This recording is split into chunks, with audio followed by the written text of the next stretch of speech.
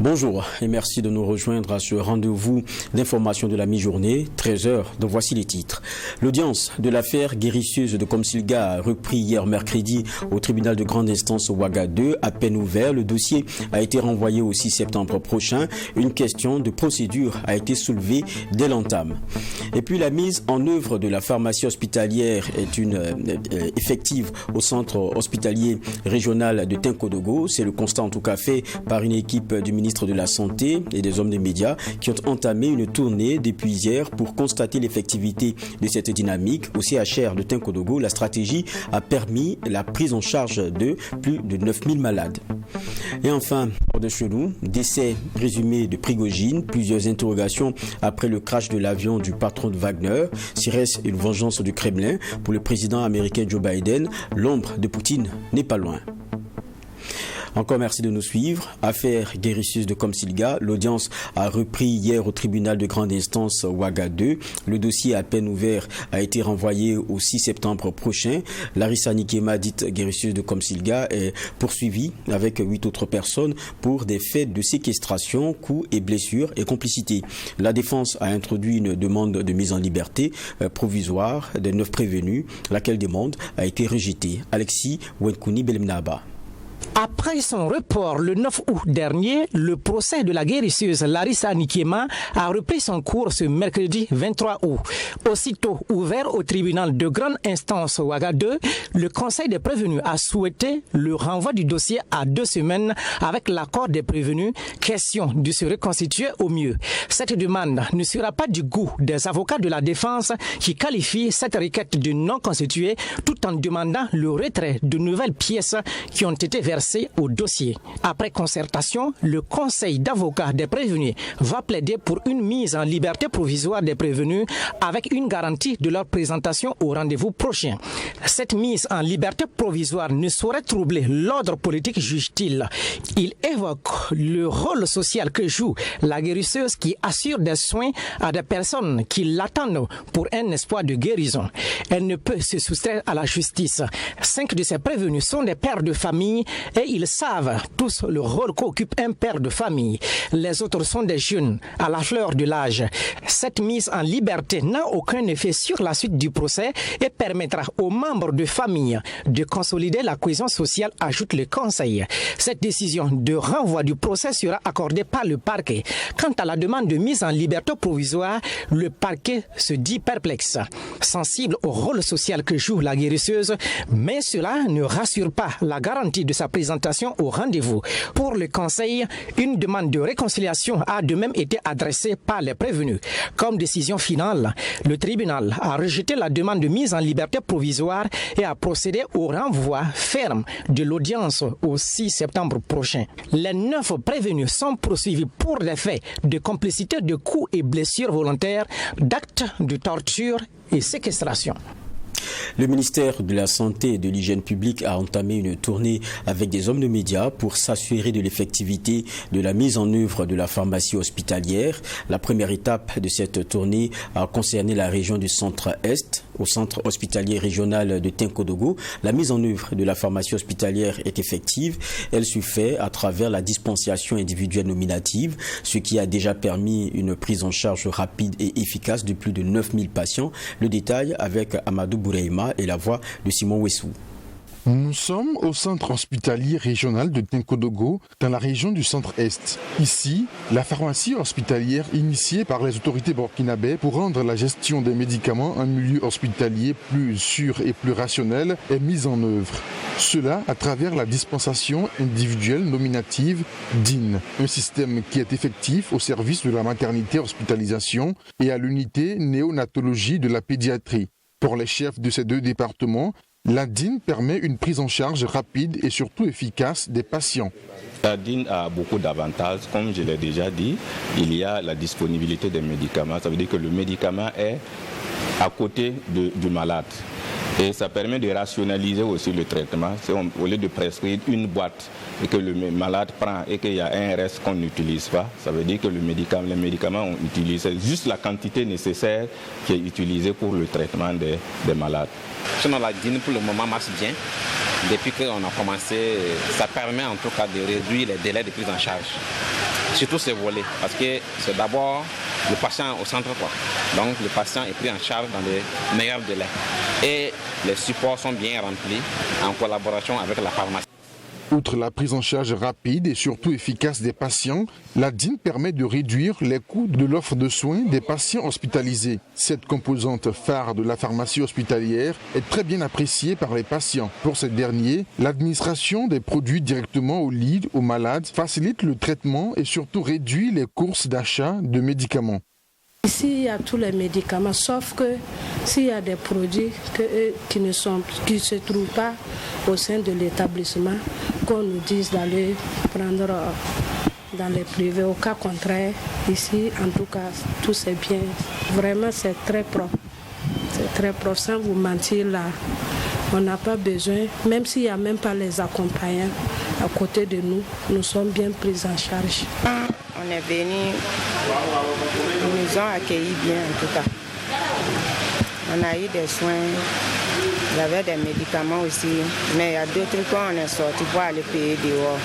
Les gens là, ils travaillent, mais ils ne sont pas beaucoup.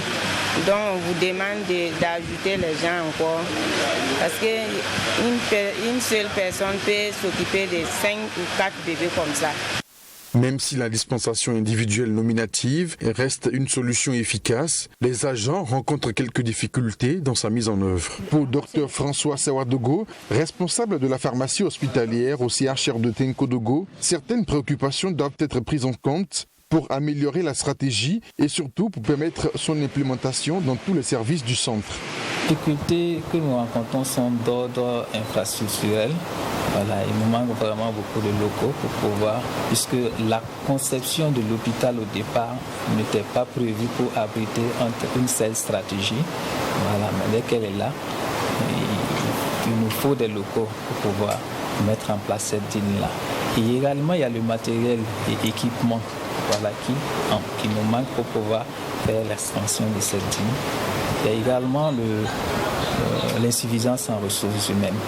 Ce sont ces éléments-là qui vraiment sont des difficultés. Mais il faut mentionner également qu'il y a, dû au fait qu'on n'a pas un service d'information formel, c'est également une difficulté pour sensibiliser les patients et les accompagnants pour comprendre vraiment l'importance de cette stratégie-là.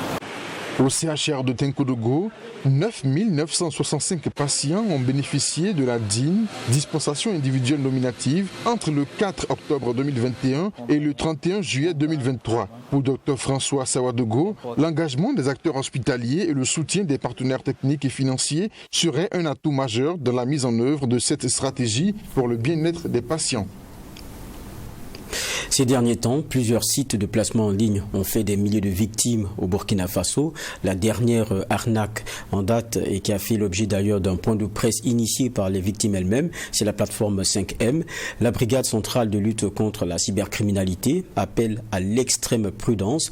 Le lieutenant de police Julien Legma donne des conseils pour éviter les éventuels cas d'escroquerie dans ce reportage signé Maxime Jean-E de Bambara. En seulement 5 mois de fonctionnement, la plateforme d'investissement en ligne 5M aura fait d'énormes victimes au Burkina Faso. Difficile du côté de la BCLCC, la brigade centrale de lutte contre la cybercriminalité, de se faire une idée du nombre exact des investisseurs, mais au niveau des victimes, l'on évalue le préjudice financier à plus de 11 milliards de francs CFA. Un chiffre qui pourrait être plus important selon le lieutenant de police Julien Legma, chargé de la collaboration policière, au regard du mode de fonctionnement de la plateforme. De l'investigation technique, il ressortait déjà que la plateforme n'avait pas un lien vers d'autres plateformes comme Facebook, Twitter et autres. Il n'avait que de lien vers un lien Telegram. Et à travers ce lien Telegram, on comptait déjà plus de 70 000 personnes qui étaient sur ce lien Telegram. Mais au niveau WhatsApp, il y avait plusieurs groupes. Quand vous prenez chaque compte WhatsApp, ça peut contenir des centaines de personnes et on se retrouvait déjà à plus de 7 groupes déjà qui traitaient donc de 5M ou qui contenaient des investisseurs 5M. Donc il est très difficile d'estimer à l'étape actuelle ou techniquement d'évaluer le nombre de Burkinabés qui étaient dans cette plateforme. En conférence de presse le 18 août dernier, les adhérents de la plateforme 5M ont dénoncé ce qu'ils qualifient d'arnaque préméditée de ses promoteurs. Mais selon le lieutenant de police Julien Legma, aucune plainte n'a encore été enregistrée au niveau de la BCLCC. Oui, bien évidemment, il s'agit donc d'une sévère escroquerie parce que il s'agit aussi, c'est beaucoup plus de l'ingénierie sociale.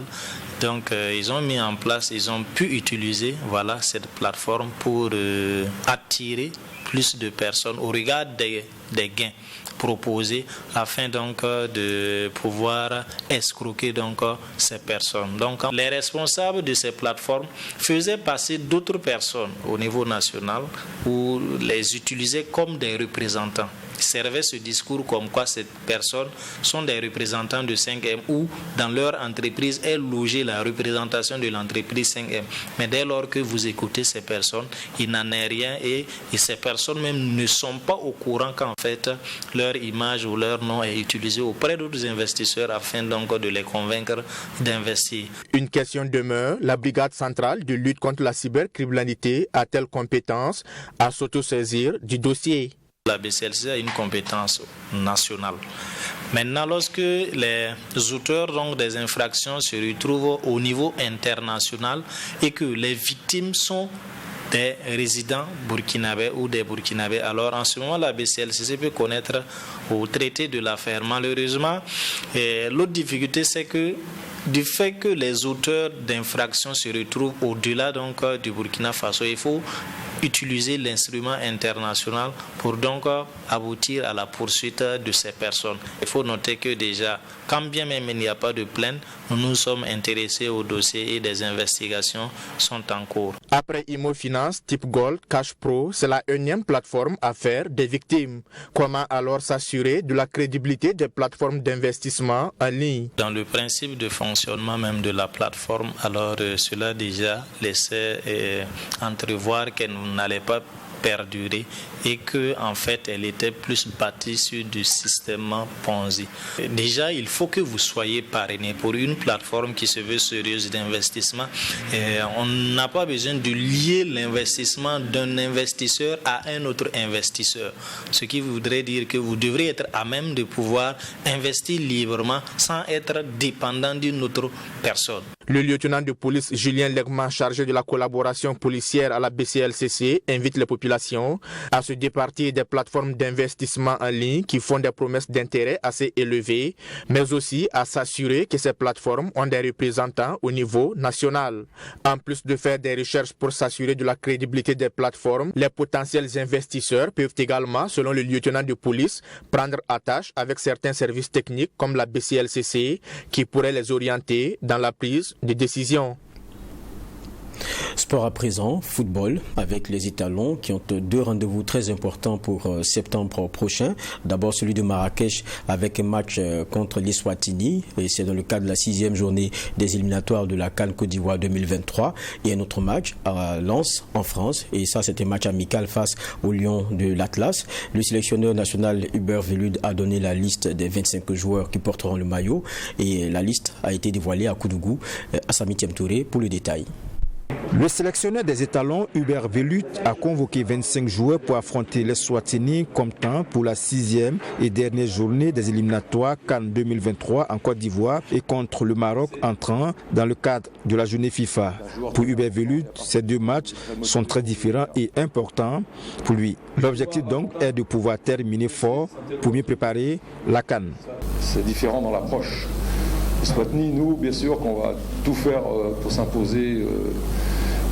Quand je dis c'est différent au niveau tactique, au niveau contexte aussi, on va tout faire pour s'imposer contre les Eswatini. Tactiquement, imposer notre jeu, nous imposer nous, peu importe l'équipe qu'on alignera, bien sûr qu'on fera tout, même si c'est une équipe qui est emmerdante, qui a des points dans ce, comment dire. Après le match du Maroc, c'est un match complètement différent. C'est un match contre le 4e mondial, qui a fini 4e à la Coupe du Monde, qui est un match de prestige. un match de prestige, c'est particulier. C'est un match un peu en dehors du temps. Bien sûr que c'est un match qui va nous servir pour la suite. Parmi les joueurs convoqués, on remarque l'absence du capitaine Bertrand Traoré, convalescent, Franck Lassina Traoré, blessé. Mais il y a également les autres cadres de la sélection nationale comme Hervé Kofi, Issoufou Dayou, Edmond Tapsoba, Dango Ouattara, qui lui revient de blessure. Mohamed Konaté, quant à lui, signe sa première sélection avec Vélud, également pour ces rencontres. Et vous connaissez l'importance de Dango dans l'équipe et dans le groupe. Donc on a décidé bien sûr de le sélectionner parce que c'est un joueur très important et à partir du moment où il est très motivé pour venir et bien sûr qu'il n'y aura aucun risque médicaux à prendre, s'il peut jouer, il jouera. Voilà. Notre Waboni, il a été tout l'été en instance de transfert. Donc je le suis depuis 6 mois. C'est vrai qu'il a failli venir la dernière fois, il était blessé. Bon, là vous vous êtes rendu compte aussi qu'il y a des absences. Peut-être son heure a sonné. C'est-à-dire qu'en début d'été, Mohamed, je l'ai bien observé, j'étais un peu sceptique. Physiquement, il avait un peu de mal début de l'été. Par contre, là, il est revenu à un niveau physique très intéressant. J'ai vu son dernier match. Sébastien Koulatou fait sa première apparition également avec Hubert Vellut. Et dans la liste du sélectionneur, l'absence de joueurs locaux est aussi remarquable. Selon lui, cela se justifie par le fait que le championnat n'a pas encore repris. Les étalons seront regroupés à partir du 3 septembre jusqu'au 12 et joueront contre l'Eswatini à Marrakech et contre le Maroc à Lens. Le 1er septembre débute le championnat national de Ligue 1. Donc pour les équipes, l'heure est donc aux entraînements. La SEC de Koudougou a entamé donc les siennes à Ouagadougou. Nous y sommes allés. Et pour ce club qui a été 11e au classement la saison dernière, il y a un seul objectif, se maintenir en première division. Le détail nous est donné par Yacine Savadogo. Le championnat national de Ligue 1 débute le 1er septembre prochain. Tout comme les autres clubs, l'association sportive des employés des commerces de Koudougou, la SEC, s'active aussi pour rentrer de plein pied cette nouvelle saison. Le club de la Cité du Cavalier Rouge est en pleine préparation depuis quelques jours à Ouagadougou. La SEC de Koudougou, qui avait terminé 11e au classement la saison dernière, revient avec un nouveau défi.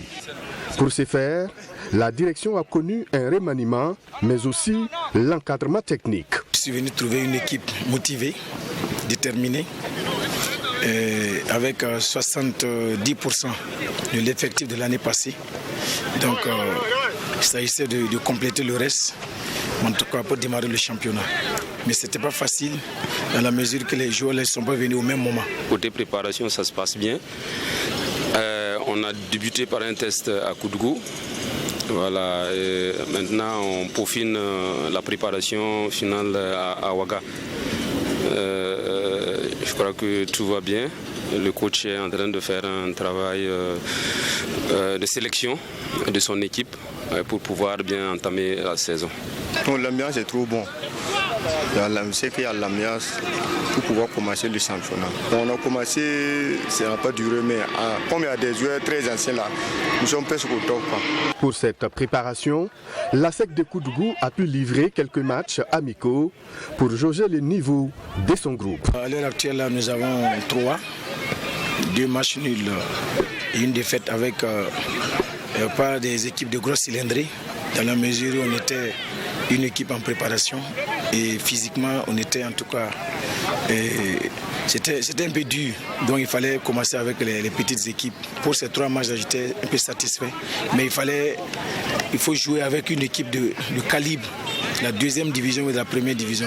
Vous savez que le championnat est très dur. Avant le premier match, nous allons livrer en tout cas un match d'application avec une équipe de top niveau. Le club jaune et noir a pu également recruter quelques joueurs et compte en rajouter pour étoffer son effectif. On a fait des tests et il y a des joueurs qui ont été retenus, des jeunes joueurs, les anciens aussi sont là.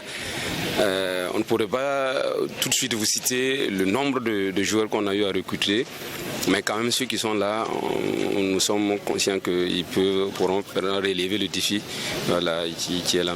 Pour les premiers responsables du club, l'objectif cette année, c'est de tout faire pour demeurer en première division, donc le maintien. La saison passée, c'était pas facile.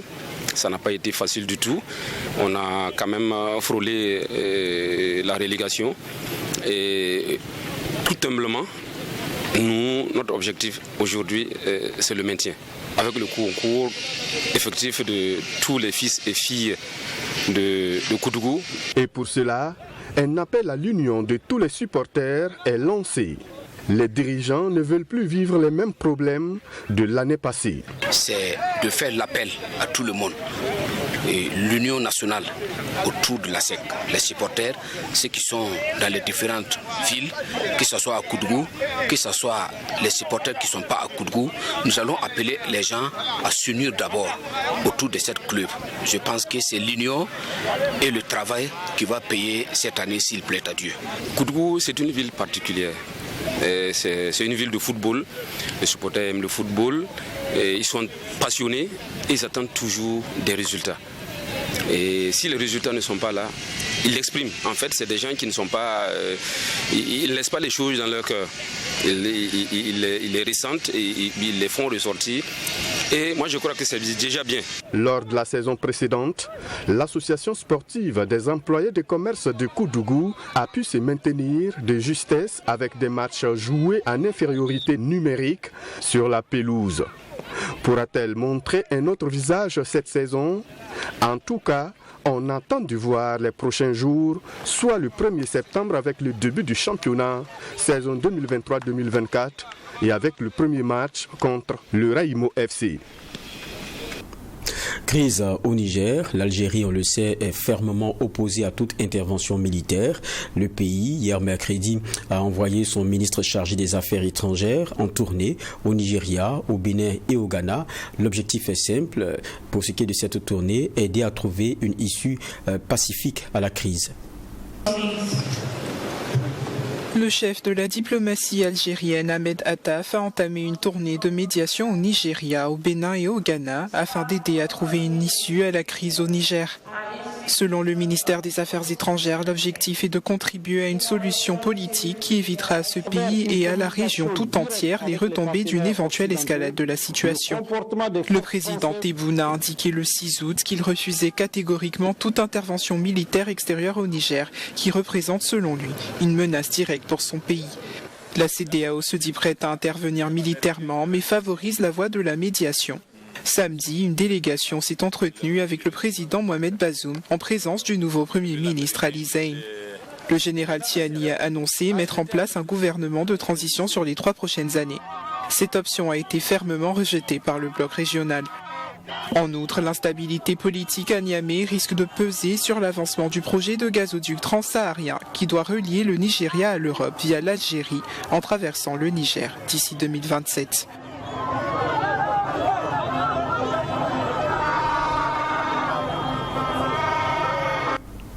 Evgeny Prigojine était un héros de la Russie, c'est le message diffusé sur une chaîne affiliée à Wagner. Réagissant à la mort présumée du chef de Wagner, le président américain partage ses suspicions. Il ne se passe pas grand-chose en Russie sans que Poutine n'y soit pour quelque chose, a-t-il affirmé. Le patron du groupe paramilitaire russe Wagner, Evgeny Prigojine, est présumé mort après avoir été confirmé comme passager d'un avion qui s'est écrasé entre Moscou et Saint-Pétersbourg, selon l'autorité de l'aviation russe. Les corps de 10 personnes à bord ont été retrouvés. Un message sur une chaîne affiliée à Wagner proclame que Evgeny Prigojine était un héros de la Russie, un vrai patriote de sa patrie. Un commandant clé de Wagner, Dimitri Utkin, serait également décédé dans l'accident. Les données du suivi des vols ont montré que le signal d'un jet privé que Prigojine avait utilisé auparavant avait soudainement disparu. Les causes du crash n'ont pas encore été établis. La télévision d'État russe a diffusé le récit de l'accident en citant les informations fournies par l'Agence fédérale du transport aérien. 3 membres d'équipage, dont le pilote, figurent parmi les morts. Prigojine est apparu pour la dernière fois dans une vidéo en début de semaine qui aurait été filmée dans un lieu non précisé en Afrique. Il s'était fait discret depuis qu'il avait pris la tête d'une éphémère mutinerie en juin. La situation suscite de nombreuses réactions à travers la planète, dont celle du président américain. Je ne sais pas exactement ce qui s'est passé, mais je ne suis pas surpris. Il ne se passe pas grand-chose en Russie sans que Poutine n'y soit pour quelque chose. Ancien bras droit du président Vladimir Poutine, les observateurs estiment que Prigojine a peut-être payé le prix fort pour avoir critiqué le pouvoir en place. C'est la fin de ce rendez-vous d'information que j'ai pris plaisir à présenter. Vous retrouverez Linda Kaboré à 20h pour d'autres infos.